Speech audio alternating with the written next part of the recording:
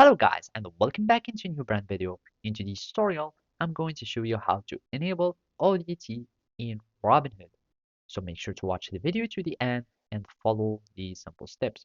So the first thing will be to open your application. And after that, make sure that you have completed the setup or configuration of your account. That means you have completed the signing up, you have your identity that is verified, you have funds, etc. in your account.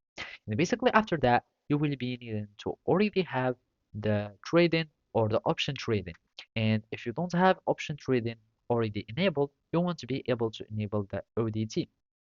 And basically to do so, you will need just to go to your profile.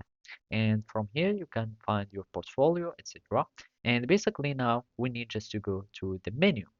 So basically here in the menu, if you have an eligible account, you will find many other options than these. So basically you will need just to search for investing. You will find an investing option. You click on it. And basically after that, you will find many green buttons as this one. And you will need just to search for option trading or enable option trading. By clicking on Enable Option Trading, you will be redirected to a page where you will need to fill in information. You answer some questions to define your experience, etc. in the option trading. And basically, if you are on the level 2 option trading, you will be able to enable ODT. So basically, when you have enabled the option trading, you will need just to go to your option trading menu again in the investing settings. And basically, you will need just to enable ODT.